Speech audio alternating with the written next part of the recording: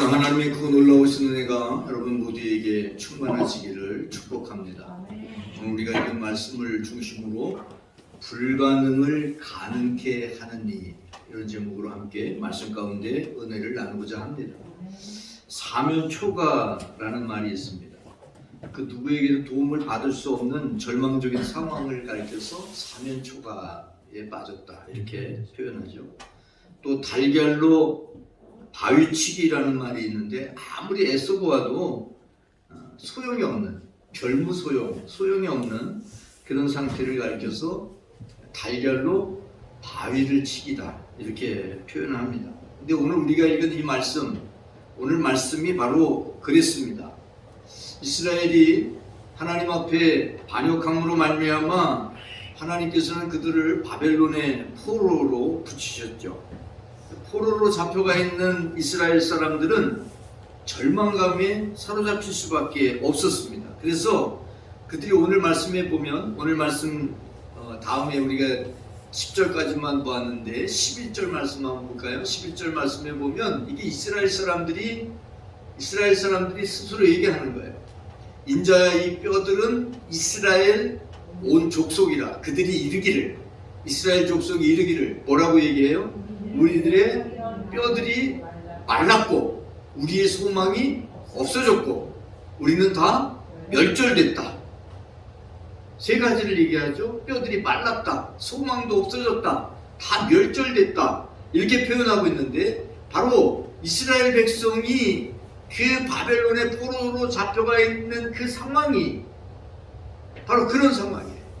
어떻게 해볼 수 없는, 뭘 하려고 해도 할 수 있는 의지도 없고 또 될 것도 같지도 않고 이런 상황 속에 바로 사로잡혀 있었던 것을 볼 수 있고, 그래서 이 상황에서 그들은 한탄하는 것처럼 한숨을 쉬면서 그러면서 우리의 뼈들이 말랐다라고 표현을 하고 있다는 사실입니다. 오늘 우리가 읽은 말씀에 보면 10절까지 말씀에 뼈라는 말들이 11번이나 나오는데 그 뼈들은 다 한결같이 어떤 뼈냐 하면 아주 말라있는, 이미 그 죽어서 오래 지나서 백골 상태에 있는 그 뼈를 바로 의미하고 있습니다. 사실 우리가 살아갈 때도 뭐 이 정도까지는 아니라고 할지라도 우리도 이스라엘 사람들처럼 때로는 깊은 좌절감 또 절망감을 느낄 수 있습니다. 그러나 여러분, 그런 상황에서 정말 그 문제에 빠져서 매몰되어져서 그래서 그 속에서 헤매이고 있는 우리의 모습이 아니라 눈을 들어 주님을 바라보는 여러분들이 되시기를 축복합니다. 아멘. 하나님이 에스겔에게 골짜기를 보여주셨는데 여기에 골짜기라고 하니까 여러분이 생각하는 골짜기는 어떤 골짜기예요? 뭐 이렇게 산 사이에 작은 골짜기에 물이 흘러가고 이런 그 골짜기를 생각을 합니다. 어떤 사람은 뭐 골짜구니 뭐 이렇게 표현을 하는데 이 골짜기를 생각하는데 그곳에 뼈가 가득했다는 것입니다. 그 골짜기에 뼈가 가득했다. 그리고 골짜기를 다 뼈가 메웠다는 얘기인가? 그런 의미가 아니고 이 골짜기라고 하는 표현이 히브리어에 보면, 언어에 보면 한 6가지 정도가 나와요. 그 6가지 중에 하나인데 바로 비크아라고 써있는 이 골짜기라고 하는 이 골짜기인데, 이 골짜기는 산이 있고 이쪽에도 산이 있고 그 중간에 있는 평지를 가리키는 거예요.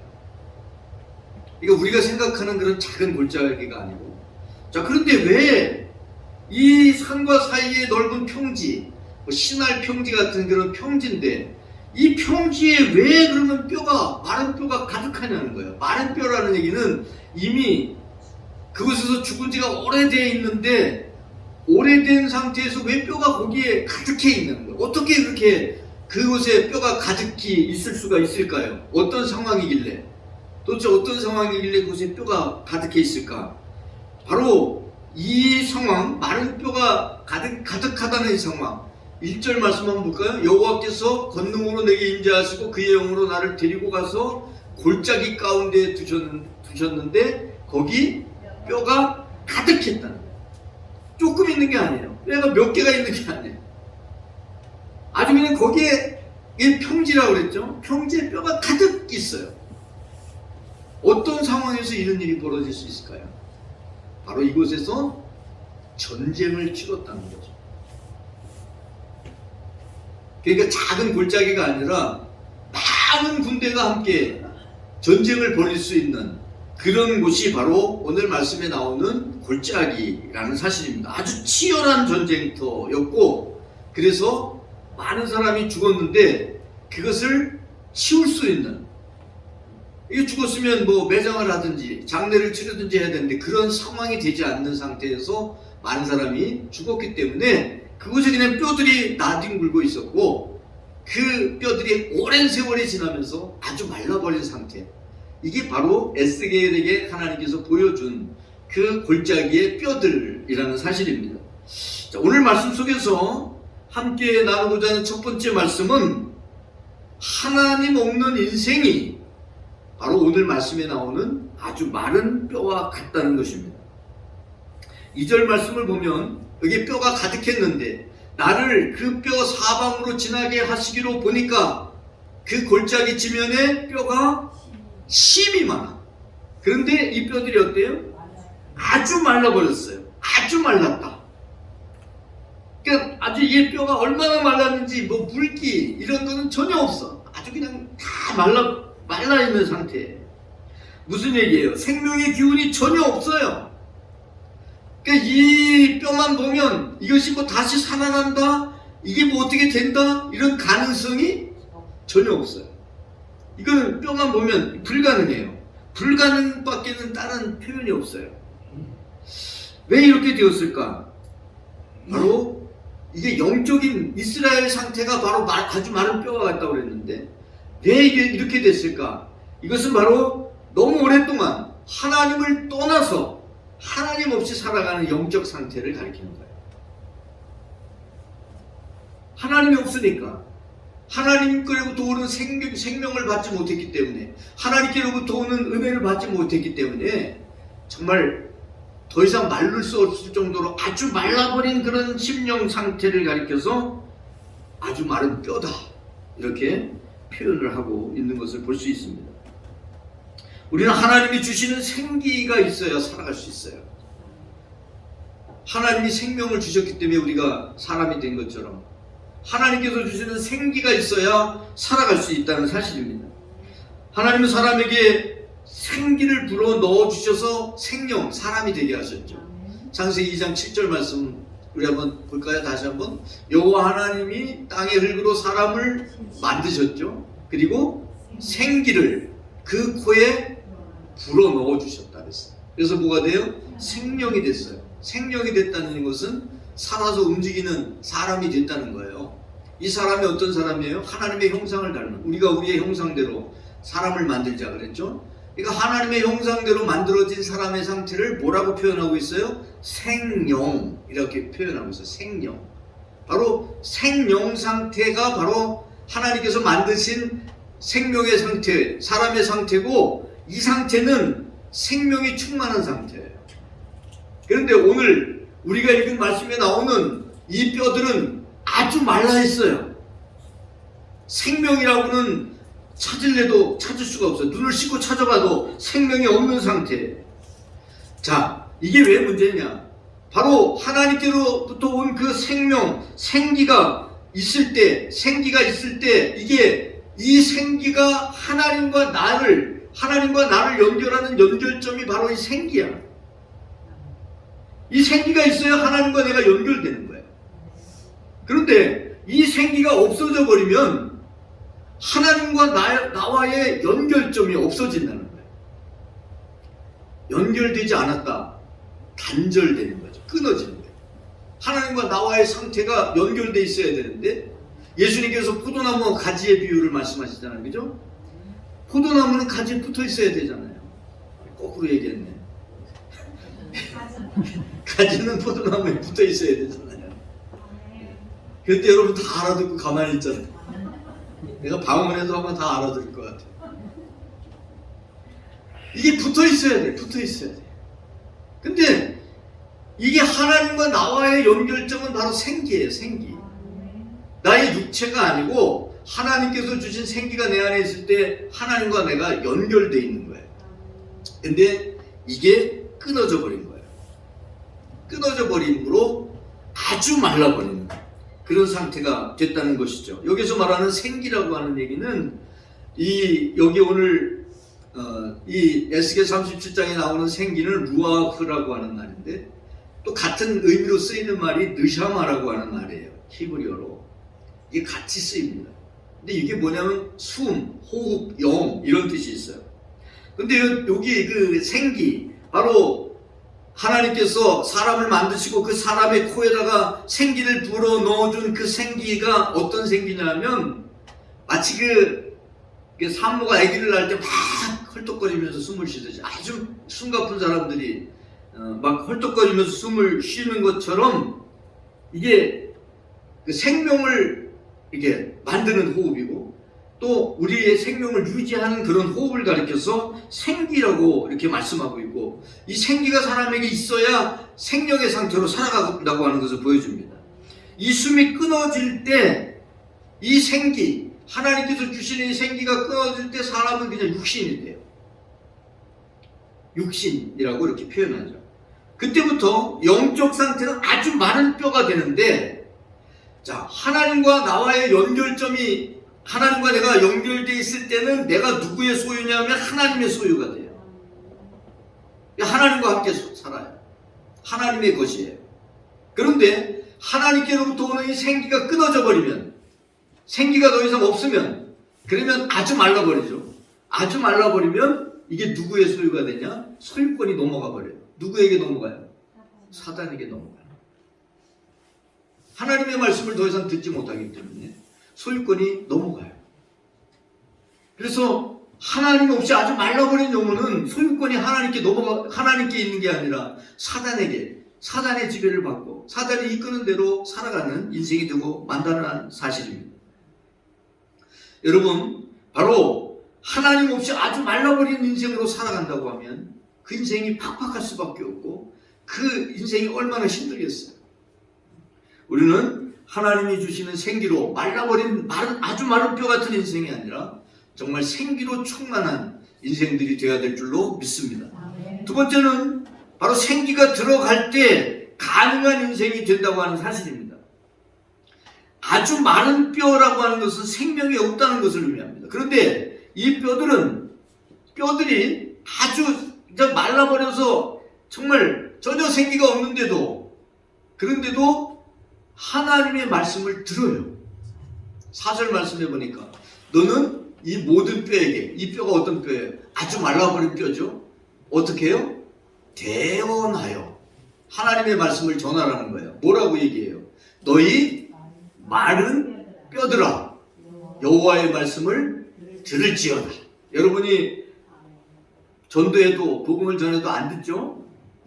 그죠? 왜 그래요? 아주 마른 뼈 같아서 그래요. 그런데 그들도 하나님의 말씀이, 하나님의 역사하실 때, 말씀하실 때 이 말씀을 들을 수 있다는 거예요. 자, 들었어요. 뼈들이 들었어요. 들으니까 어떤 역사가 일어납니까? 7절 8절 보세요. 7절 8절 보니까 내가 대언할 때 뭐가 나요? 소리가 나. 어떤 소리가 나요? 막 움직이는 소리가 나. 뼈들이 움직여. 그리고 어떻게 돼요? 뼈와 뼈가 막 맞아서 뼈들이 연결돼요. 흩어졌던 뼈들이. 거기에 많은 사람들이 그 전쟁하다가 죽었잖아요. 죽었는데 이 뼈들이 다 세월이 오래됐다니까 다 흩어졌어. 흩어졌던 뼈들이 다 맞아 떨어져. 그리고 어떻게 돼요? 그 뼈에 힘줄이 생기고 살이 오르고 그 위에 가죽이 덮여요. 불가능할 것 같은 상황이 하나님의 말씀이 들어가니까, 말씀이 그들에게 임하니까, 그러니까 이런 연결되는 역사가 일어나고 있다고 하는 사실을 보여주는 거예요. 바로 우리 스스로는, 아주 마른 뼈 같은 우리 스스로는 불가능해. 그런데 하나님의 말씀이 임할 때 가능하게 된다고 하는 것을 보여주는 거예요. 그래서 말씀을 들어야 돼요. 말씀을 듣고 말씀을 마음에 새겨야 돼요. 말씀을 마음에 묵상하는 사람이 복 있는 사람이라고 그랬잖아요. 여러분이 하나님의 말씀을 들을 때 이런 역사가 일어나게 된다는 사실입니다. 또 하나님의 말씀을 들을 때 믿음이 생겨요. 로마서 10장 17절 말씀 보세요. 믿음은 어디에서 나요? 들어야 돼. 뭘 들어야 돼요? 들음은 그리스도의 말씀으로 말미암았다. 예수 그리스도의 말씀을 들어야 돼요. 말씀을 들어야 뭐가 생겨요? 믿음이 생겨요. 믿음이. 말씀을 듣지 않으면 믿음이 생기지 않아요. 믿음이 생기려면 말씀을 들어야 돼요. 그리고 그 연결되어 있는 그 뼈들에게 그게 이제 사람 모양이 됐어요. 사람 모양이 됐는데 움직이지 못하죠. 마치 하나님께서 흙을 모아서, 그죠? 흙을 모아서 아파르 민 하 아다마라고 그러는데, 아다마가 바로 이 땅이에요, 땅. 거기에서 아파르, 그 흙을 이렇게 모아서 그것으로 사람을 만들었어. 사람을 만들었는데 그냥 사람 모양만 하고 있는 거야. 움직이지를 못해. 그죠? 그 상태가 된 거야, 지금. 말씀을 들었는데 그 상태가 됐어, 뼈들이. 근데 이 뼈들이 움직이기 시작할 때 어떻게 움직이기 시작하냐? 5절, 6절 보세요. 내가 생기를 너희에게 들어가게 하리니 너희가 어떻게 돼요? 살아나. 똑같은 말씀이죠. 6절에도 너희 속에 생기를 넣으리니 너희가 살아나리라. 또 내가 여호와인 줄을 너희가 알리라. 바로 생기가 들어갈 때 바로 하나님을 알게 되는 역사가 일어나고, 생기가 들어갈 때 살아나는 역사가 일어나게 된다고 하는 사실을 바로 보여주는 거예요. 이때 가능해지는 거예요. 불가능했던 인생이 불가능하다고 낙담하고 좌절하던 인생에게 생기가 들어가면 나는 할 수 있다, 이렇게 바뀌는 거예요. 긍정적으로 바뀝니다. 적극적으로 바뀝니다. 그래서 하나님이 기뻐하시는 모습으로 살아가는 인생으로 변화되는 거예요. 여러분, 이런 변화가 오늘 여러분 가운데 일어나기를 축복합니다. 생기를 바로 하나님께서 여러분에게 넣어주시고 예수 그리스도께서 가지고 오신 게 바로 생기예요. 그래서 나는 생명의 떡이라, 나는 하늘에서부터 내려온 살아있는 떡이다, 이렇게 말씀하시는 게, 그래서 예수님을 마음에 영접하면 예수님이 여러분 속에 들어가고 여러분이 그 예수님을 마음에 모시는 그 순간 여러분이 살아나게 되고, 그리고 하나님의 자녀가 되는 권세를 받게 되고 하나님의 자녀로 이 세상의 삶을 누리게 된다고 하는 사실입니다. 여러분, 이 생기가, 생명의 역사가 여러분 가운데 임하기를 축복합니다. 세 번째는 성령을 받아야 살게 되고 성령을 받을 때 사명자가 된다는 사실입니다. 생기라는 말은 루하우라고 하는 말인데, 또 느샤마라고 하는 말도 생기라고 말씀을 드렸는데, 생기가 임할 때, 이 생기라는 말은 또한 영이라는 말이 있어요. 영이라는 뜻이 있어요. 그래서 생기가 임할 때 성령이 우리와 함께 하시게 된다는 사실입니다. 14절 한번 보세요. 우리 14절 안 읽었는데, 내가 또 내 영을 너희 속에 두어, 생기가 임하는 그 사람에게 영이 임하게 되고 너희가 어떻게 돼요? 살아나게 하고, 바로 이 생기가 임할 때 살아나는 역사가 일어나는 거예요. 성령이 임한 사람, 바로 이렇게 하나님의 영이 임한 사람이 10절 말씀에 보면, 10절 보세요. 10절 한번 보면 생기가 그들에게 들어가 그들이 곧 어떻게 돼요? 살아나. 그리고 어떻게 해요? 일어나 서. 어떻게 섰어요? 극히 큰 군대로 섰어요. 원래 이 사람들이 이 골짜기 바로 그 산과 산 사이에 있는 그 평지의 골짜기에 있었던 이 뼈들이 무슨 뼈라고 그랬죠? 전쟁을 통해서 죽었던 그런 뼈들이에요. 전쟁하기 위해서 있었던 군대예요. 그런데 하나님의 생기가 들어가서 살아나는 이 뼈들이 어떻게 됐다고요? 극히 큰 군대가 됐다. 무슨 군대가 됐겠어요? 다시 전쟁에 나가서 싸우는 군대가 됐겠어요? 아니죠. 바로 하나님의 군대가 된 거예요. 하나님의 일을 하는 십자가 군병, 바로 하나님이 말씀하시는 그 말씀을 따라 행하는 군대가 된 거예요. 아주 많은 뼈들이 예전에는 골짜기에서 전쟁을 하는 군대였는데, 그 뼈들이 다시 살아났을 때 하나님의 말씀을 듣고 살아나고 성령이 그들에게 임하시면서 다시 살아난 이 군대는 하나님의 군대가 되었다고 하는 사실입니다. 그래서 하나님이 맡기신 사명을 감당하는, 하나님께 붙잡힌 바 된 사명의 사람으로 변화됐다고 하는 것을 바로 보여주는 게 극히 큰 군대가 됐다라고 하는 표현이에요. 디모데후서 2장 3절에 보면 너는 그리스도 예수의 좋은 병사라 이렇게 말씀하고 있죠. 너는 그리스도 예수의 좋은 병사라. 바로 군대라는 거죠. 여러분이 정말 성령이 여러분에게 임하셔서 여러분과 함께 할 때 이제는 이 세상의 군대가 아니라 하나님의 군대가 되는 그리스도 예수의 군대가 되는 이런 놀라운 역사가 여러분 가운데 일어나게 되기를 축복합니다. 하나님은 불가능한 것을 가능케 하시는 분이죠. 사실 우리가 그것을 지식으로 알고 있어요. 그렇죠? 아무것도 없는데 빛이 있으라 하니까 빛이 있었죠. 그렇죠? 땅에서 뭔가 생물을 내라 그러니까 땅이 막 생물을 내잖아요. 지금 여러분 이제 봄이 되면서 그 죽었던 것 같은 땅에서 막 생물이 막 생명들이 막 생명체가 솟아나잖아요. 아무것도 없었던 것 같은데 보니까 어느 날 갑자기 막 싹이 막 돋아나고 제일 먼저 나오는 것들이 이렇게 보니까 쑥이나 뭐 이런 것들이더라고요. 쑥, 또 이렇게 보니까 부추 같은 것도 막 솟아나고 있는 것을 이렇게 볼 수가 있고, 근데 우리는 그냥 잡초라고 부르는 풀들이 막 돋아나죠. 근데 잡초도 다 이름이 있을 거예요. 우리가 잘 몰라서 그냥 잡초라고 부르는 건데 이런 뼈들이 막 솟아나고 생명이 막 일어나고 그러는데 이게 바로 하나님께서 하시는 일이에요. 불가능한 것 같아요. 아주 많은 뼈들 같아요. 그런데 하나님의 말씀을 들으면 그 아주 많은 뼈 같은 인생들이 다시 살아나는 역사가 일어난다고 하는 거예요. 불가능한 것과 같은 모든 것을 할 수 없을 것 같은 사람이 할 수 있는 사람으로 가능한 사람으로 변화되는 역사가 바로 하나님의 손 안에서 하나님의 말씀 안에서 하나님의 능력 안에서 일어난다고 하는 사실 여러분 기억하시기 바랍니다.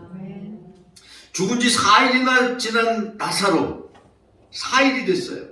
요한복음 11장 39절 말씀에 보면 예수께서 이르시되 돌을 옮겨 놓으라 하시니 그 죽은 자의 누이 마르다가 이르되 주여 얼마나 됐어요? 죽은 지가? 나흘 됐다. 하루 이틀 사흘 나흘 4일이 됐다. 벌써 죽은 지가 4일이 됐다.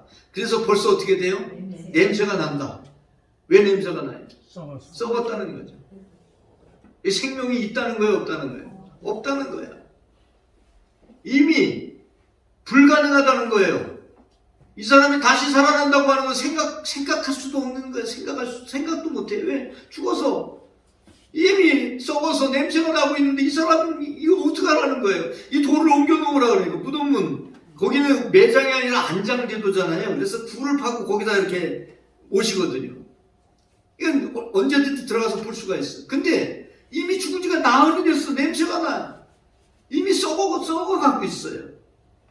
근데 어떻게 그 문을 열면 뭐 하겠습니까? 그 말이에요. 자, 그런데 열라 하시고 그리고 어떻게 해요? 무덤을 열었어요. 그리고 나사로야 나오라. 그러니까 나오잖아요.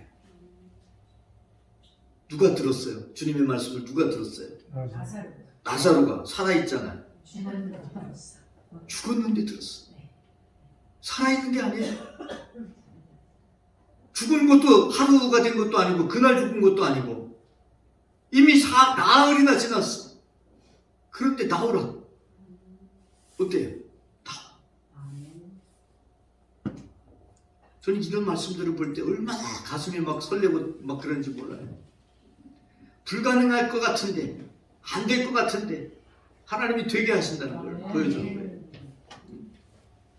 11절 말씀 한번 볼까요? 11절 12절 오늘 우리가 읽은 말씀은 10절까지인데 12절에 보면 이런 말씀이 있어. 내가 너희 무덤을 열고 너희로 거기서 나오게 하고.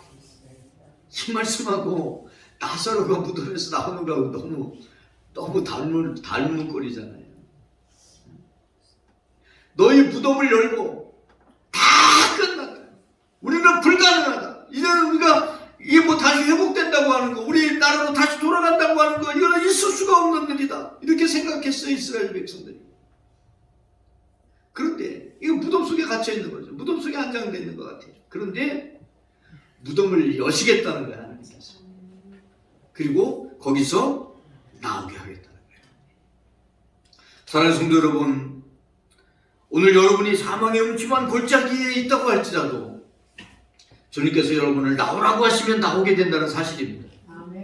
가능성이 없는 상황에 있다고 할지라도, 불가능하다고 느껴지는 상황에 있다고 할지라도 생명의 역사가 일어날 수 있다는 사실입니다. 하나님 오늘도 같은 일을 행하시는 하나님이십니다. 어제도 오늘도 영원토록 동일하신 하나님께서 같은 일을 하시는 하나님이시죠. 저는 120년 전에 선교사들이 하디 선교사를 중심으로 원산에 모여서 선교하려고 그러는데 선교가 안 되니까 하나님 앞에 기도하자 그래서 정오 기도회를 합니다. 순서도 없어요. 그냥 모여서 기도하는 거예요. 그냥 12시에 모이자. 모여서 뭐 찬송 부르고 이런 것도 없어요. 그냥 모이면 기도하는 거예요. 그게 정오 기도회예요. 그 기도회, 그렇게 시작됐던 기도회, 그 기도회가 1907년 평양에서 부흥으로 폭발하는 역사가 일어나고, 그리고 그 평양에서 일어났던 부흥이 삼천리 방방곡곡을 휘몰아치면서 덮어버리고 우리나라가 최초로 만주의 선교사를 파송하는 역사가 일어나게 돼요. 그런데 우리나라만 그런 일이 있었던 게 아니에요. 1904년 영국의 웨일즈에서, 1905년 인도에서, 또 호주에서, 1906년 미국 아주사거리에서 부흥의 물결이 막 휩쓸어버려요. 그리고 한국교회는 2배 이상, 그 전보다 1906년 그때보다 1907년 그 부흥을 통해서 배가 되는 그런 역사가 일어나게 됐던 것을 볼 수가 있습니다. 그래서 저는 오늘 이 말씀을 보면서 부흥을 꿈꾸는 거예요. 하나님께서 역사하시면, 하나님이 하시면 된다고 하는 것을 여러분이 확신을 가지고 하나님께 맡기고, 바로 성령의 바람이 불게 하여 주옵소서. 마른 뼈 같은 이 지역에, 마른 뼈 같은 인생들에게, 하나님 없이 살아가는 인생에게 생기를 불어넣어 주시옵소서 라고 여러분 기대하고 기도하며 부르짖을 때 하나님께서 이루어 주실 줄로 믿습니다. 우리 기도하겠습니다. 하나님 아버지 감사합니다. 오늘도 저희들을 사랑하시고 이렇게 아버지 하나님 주님 앞에 예배할 수 있도록 은혜 베푸심을 감사합니다. 불가능한 것을 가능하게 하시는 이 하나님을 바라봅니다. 주님을 바라봅니다. 무덤에서 나흘이나 되어서 정말 썩어서 냄새나는 나사로에게 나사로야 나오라 말씀하시니 그 죽은 나사로가 말씀을 듣고 살아나서 무덤 문 앞에 나와 서는 역사. 하나님 오늘도 동일한 하나님께서 그 역사를 이루어 주심을 믿습니다. 우리의 마른 뼈 같은 심령이 주님 말씀하여 주시고 생기를 불어 넣어 주시옵소서. 빈들의 마른 풀같이 시드는 영혼을 주여 성령의 담비로 촉촉하게 적셔주시고 생명의 역사를 일으켜 주옵소서. 우리 구주 예수 그리스도의 이름으로 기도 올립니다. 아멘.